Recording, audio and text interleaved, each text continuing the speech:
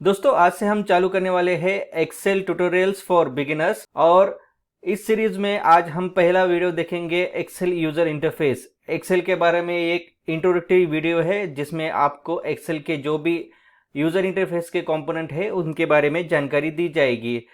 तो चलिए शुरुआत में हम देखते हैं कि एक्सेल को हम लॉन्च कैसे करें। मेरे पास अभी माइक्रोसॉफ्ट एक्सेल 365 है और अगर आपके पास एक्सेल 2016, 19 या जो भी वर्जन हो तो वो भी सबके लिए प्रोसीजर सेम ही है। तो लॉन्च करने के लिए काफ़ी अलग अलग तरीके हैं, जैसे कि आप यहाँ पे देख रहे हो कि डेस्कटॉप पे एक एक्सेल के आइकॉन है, यहाँ से मैं लॉन्च कर सकता हूँ, या फिर ये टास्क बार में जो एक्सेल का आइकॉन है यहाँ से लॉन्च कर सकता हूँ। अगर ये दोनों आइकॉन आपके पास नहीं है तो आप यहाँ पे सर्च बॉक्स में टाइप कीजिए एक्सेल और यहाँ पे आपको एक्सेल का ऐप मिल जाएगा। इसको आप क्लिक करके भी ओपन कर सकते हो। तो चलिए मैं इसको ओपन करता हूँ। तो जैसे ही मैं एक्सेल का एप्लीकेशन ओपन करता हूँ यहाँ पे मुझे वो पूछता है कि आपको न्यू ब्लैंक वर्कबुक चाहिए या फिर आपको कोई पुरानी वाली वर्कबुक जो आपने ओपन की थी। अगर आपके पास कोई वर्कबुक ओपन नहीं है तो आप इस ब्लैंक वर्कबुक को क्लिक कर सकते हो। तो ये है हमारा एक्सेल का एप्लीकेशन और इस एप्लीकेशन में अभी हम देखेंगे अलग अलग कंपोनेंट और उनके नाम। तो सबसे पहले आपने देखा कि ये जो फाइल टैब है, इस फाइल टैब को अगर मैं क्लिक करता हूँ तो ये मुझे लेके जाता है हमारे वेलकम स्क्रीन पे, जहाँ पे वेलकम स्क्रीन में हमारे पास है ब्लैंक वर्कबुक। और अगर आपको कुछ टेम्पलेट चाहिए तो यहाँ पे टेम्पलेट का ऑप्शन है, मोर टेम्पलेट्स। मैं इसको क्लिक करने के बाद यहाँ पे मुझे अलग अलग टेम्पलेट दिखाई पड़ते हैं, जैसे कि मैं यहाँ पे देख रहा हूँ कि ये बिजनेस टेम्पलेट है और पर्सनल टेम्पलेट। अगर आपको कुछ चाहिए यहाँ पे तो आप सर्च भी कर सकते हैं, जैसे कि मैं यहाँ पे सर्च करता हूँ फाइनेंस का टेम्पलेट। तो यहाँ पे अलग अलग टेम्पलेट आ जाता है। ये जो टेम्पलेट है उसमें अलग अलग डेटा पहले से ही रखा हुआ आता रहता है और इसको आप यूज़ कर सकते हो, मॉडिफाई कर सकते हैं। लेकिन हमें एक्सेल को स्क्रैच से सीखना है, इसलिए हम क्या करेंगे, ब्लैंक वर्कबुक को ही ओपन करेंगे। जैसे आप ब्लैंक वर्कबुक को ओपन करते हैं, अभी मैंने यहाँ पे 2 बार ब्लैंक वर्क ओपन किया है तो यहाँ पे बुक 1 और बुक 2 नाम आ चुका है। तो इसमें से मैं बुक 2 क्लोज करता हूँ। तो सबसे पहले हम क्या करेंगे, एक्सेल का जो हमने वर्कबुक ओपन किया है उसको कहीं पे सेव करेंगे। तो इसके लिए हमें प्रेस करना है कंट्रोल और यस, कंट्रोल सेव। और इसके साथ यहाँ पे हमें वो पूछता है कि आपका फाइल नेम क्या होना चाहिए। तो मैं इसके देता हूँ आईटेक ओएसिस फाइल 1 और इसको मैं यहाँ पे मेरे वन ड्राइव में भी सेव कर सकता हूँ, या फिर अगर मुझे मोर लोकेशन चाहिए तो मैं मोर लोकेशन को क्लिक करता हूँ। जैसे मैं मोर लोकेशन का क्लिक करता हूँ यहाँ पे मुझे अलग अलग ऑप्शन आ जाते हैं। तो यहाँ पे मैं दिस पीसी में क्लिक करके भी यहाँ पे सेव कर सकता हूँ, और अगर मुझे चाहिए तो मैं ब्राउज बटन को क्लिक करता हूँ और उसको ओपन करने के बाद मैं अपने डॉक्यूमेंट्स में इसको सेव करता हूँ। जैसे ही आप इसको सेव करते हो आपका फाइल का नाम यहाँ पे आ जाता है। यह है आपका टाइटल बार। तो देख सकते हो आप यहाँ पे कि सबसे ऊपर में ये ऑटो सेव का बटन है, जो कि माइक्रोसॉफ्ट 365 में हमें ऑटो सेव का बटन आ जाता है। और अगर हम इसको ऑन करते हैं तो हम अपने वन ड्राइव पे हमारी जो फाइल्स है उसको सेव कर सकते हैं, ताकि हमें बार बार सेव या फिर वो डेटा लॉस होने की दिक्कत ना हो। उसके बाद आप उसके बाजू में देख सकते हैं ये जो है इसको बोलते हैं क्विक एक्सेस टूल बार। तो आप देख रहे हैं यहाँ पे सेव और अंडू रीडू का ऑप्शन है। तो जैसे ही मैं यहाँ पे कुछ टाइप करता हूँ आप देखते हो कि यहाँ पे अंडू का ऑप्शन आ चुका है और रीडू का ऑप्शन आ चुका है। और इसके बाद ये है customise quick access tool bar. हम यहाँ से, या ये जो क्विक एक्सेस टूल बार है इसको हम मॉडिफाई भी कर सकते हैं। जो सेक्शन है ये इसको बोलते हैं रिबन टैब। तो हमारे पास है होम, इंसर्ट, फॉर्मूला, डेटा, ये अलग अलग रिबन टैब है। और इन अलग अलग रिबन टैब के अंदर ये जो है इस सेक्शन को बोलते हैं रिबन। तो ये है हमारा रिबन एरिया और ये है हमारे रिबन टैब्स। तो रिबन टैब को क्लिक करने के बाद, जैसे मैं होम रिबन टैब को क्लिक करता हूँ, उसके बाद हमें इस रिबन बार में ये जो है वो है ग्रुप्स। अलग अलग ग्रुप्स है, फंक्शनलिटी के हिसाब से अलग अलग ग्रुप्स किए हैं। जैसे कि आप देख सकते हैं कि यहाँ पे फॉन्ट के रिलेटेड जो कमांड्स है और जो बटन्स है वो यहाँ पे है, और वैसे ही यहाँ पे सेल्स के बारे में बटन्स है।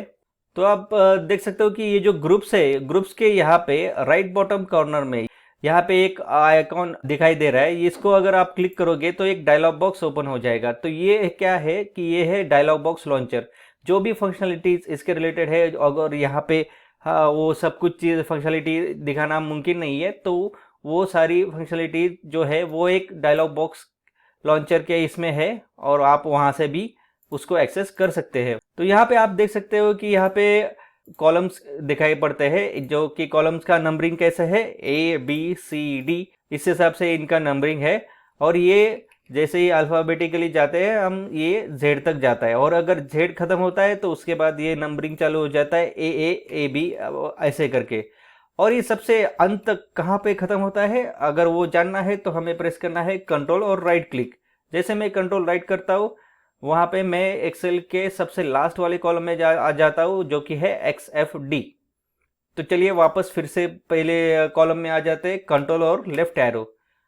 और इसके बाद हम देख सकते हैं कि यहाँ पे रोज भी है, और जो जिनका नंबरिंग है 1 2 3 4 5। और अगर हमें देखना है कि रोज कहाँ तक है, तो हमें प्रेस करना है कंट्रोल और डाउन एरो। इसके साथ हम लास्ट वाली रो पे भी आ जा सकते हैं। और यहाँ पे जो भी ये जो रेक्टेंगल बॉक्सेस दिखाई पड़ रहे हैं वो है सेल्स। सो हमें जो भी डेटा इंटर करना है हम ये सेल में इंटर करते हैं। अभी हर एक सेल का एक अलग यूनिक नाम रहता है, तो वो नाम हम कैसे पता करें, तो इसके लिए हमें क्या करना है, जिस भी हम सेल में हमने क्लिक किया है उसका कॉलम देखना है क्या है, G, और उसके बाद उसका रो क्या है, 3।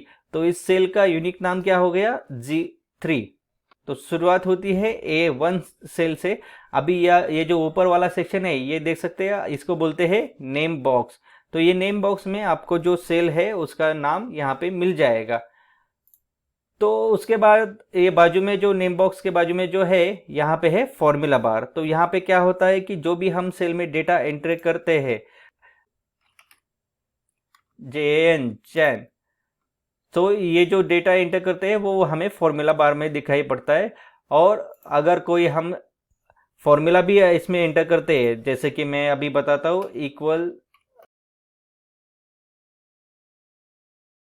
तो ये जो है उसका जो वैल्यू है, उसका जो फॉर्मूला है वो भी यहाँ पे दिखाई पड़ता है। तो यहाँ पे क्या है, जो सेल में वैल्यू है वो यहाँ पे दिखाई पड़ती है, और फॉर्मूला जो है वो भी यहाँ पे दिखाई पड़ता है। और फॉर्मूला को हम यहाँ पे डबल क्लिक करके भी देख सकते हैं। तो ये फॉर्मूला जो है एक्सेल में काफ़ी महत्वपूर्ण है, और इसके बारे में हम जो भी जानकारी है वो आने वाली वीडियोस में हम देखेंगे। तो दोस्तों ये जो रिबन टैब है तो आप उसको हाइड भी कर सकते हो। कि कैसे कर सकते हो, यहाँ पे दिखाई पड़ रहा है, इसको क्लिक कीजिए, इस आइकॉन को, यहाँ पे लिखा है ऑटो हाइड रिबन बार, और इसको मैं क्लिक करता हूँ तो ये देखिए रिबन बार आपका हाइड हो चुका है। और इसको वापस लाने के लिए फिर से उसको क्लिक करना है, शो टैब्स एंड कमांड्स को क्लिक करना है। इसी के साथ आप शो टैब्स भी कर सकते हो, और ये रिबन बार चला जाएगा, सिर्फ रिबन टैब्स यहाँ पे दिखाई पड़ेंगे। जैसे आप रिबन टैब को क्लिक करते हो ये रिबन बार आ जाएगा, और उसके बाद वो चला भी जाएगा। ये जो ऊपर वाला राइट कॉर्नर का सेक्शन है वहाँ पे हमें क्या मिलता है, मिनिमाइज का बटन मिलता है। इस एक्सेल मिनिमाइज हो जाती है, और उसके बाद ये मिलता है रिस्टोर। तो ये रिस्टोर पोजीशन में आ जाता है, और इसको हम क्लोज भी कर सकते हैं एक्सेल को। तो दोस्तों जहाँ पे जो कॉलम्स है उनका आप विड्थ भी एडजस्ट कर सकते हो। सिंपली आपको क्या करना है, ये दो कॉलम के बीच वाले एरिया में माउस लेके जाना है, और यहाँ पे होल्ड करने के बाद ये अलग आइकॉन आ जाएगा। इसको आपको प्रेस करके रखना है लेफ्ट माउस क्लिक से, और उसके बाद यहाँ पे स्लाइड करना है विड्थ को एडजस्ट करने के लिए। रो की हाइट भी चेंज करनी है तो वो भी आप यहाँ से चेंज कर सकते हो। और यहाँ पे ये जो कॉर्नर वाला बटन है इसको क्लिक करने के बाद ये है सेलेक्ट ऑल, यहाँ सारे सेल्स यहाँ पे सेलेक्ट हो जाते हैं। जो नीचे वाला सेक्शन है उसको बोलते हैं शीट्स। तो अभी हमारे पास दिखाई पड़ रहा है शीट 1 है, हमें और शीट चाहिए तो हम और शीट ऐड कर सकते हैं इसी की तरह। तो यह हो गया शीट 2, शीट 3, और उसके बाद जिस भी शीट को आप क्लिक करते हो वो शीट एक्टिवेट हो जाती है, और उसके बाद वो यहाँ पे हाईलाइटेड पोजीशन में दिख जाती है। अगर मुझे किसी शीट को एडिट करना है तो मैं यहाँ पे एडिट भी कर सकता हूँ। मैं उसका शीट का नाम भी एडिट कर सकता हूँ। मुझे क्या करना है, यहाँ पे राइट क्लिक करना है, रीनेम करना है, या फिर इस शीट के अंदर डबल क्लिक करना है, और मैं यहाँ पे उसका नाम बदल सकता हूँ। तो उसके बाद यहाँ पे आप नीचे ये जो स्लाइडर देख रहे हो ये है हॉरिजॉन्टल स्लाइडर और ये है वर्टिकल। तो ये स्लाइडर की मदद से आप किसी भी सेल तक पहुंच सकते हो। और ये स्लाइडर को स्लाइड करने के लिए आप माउस के जो मिडिल वाला व्हील है उसको भी इस्तेमाल कर सकते हो। तो देखिए मैं ये मिडिल वाले व्हील से जैसे ये नीचे और ऊपर कर सकता हूँ। यहाँ पे आप देख सकते हो कि ये नीचे जो है वो है हमारा स्टेटस बार। तो ये स्टेटस बार में क्या दिखाई पड़ता है कि जो भी हम वैल्यू, जैसे अभी मान लीजिए मैं यहाँ पे डालता हूँ 10, 20, 30 और इन तीनों वैल्यू को सेलेक्ट करता हूँ। तो इसको सेलेक्ट करने के बाद मेरे स्टेटस बार में एवरेज और कितनी सेल्स को मैंने सेलेक्ट किया है उसका काउंट और उन तीनों का सम, ये सारी चीज़ें मुझे यहाँ पे आ जाती है बिना किसी कैलकुलेशन किए हुए। वैसे और एक भी फंक्शन इसमें क्या है कि अगर मैं तीनों को सेलेक्ट करके कंट्रोल सी से कॉपी करता हूँ तो इसके बाद मुझे ये अगली एक्शन दिखाता है कि select the destination and press enter. तो ये सिलेक्ट डेस्टिनेशन करके मैं यहाँ पे कंट्रोल वी से पेस्ट करता हूँ और एंटर करता हूँ।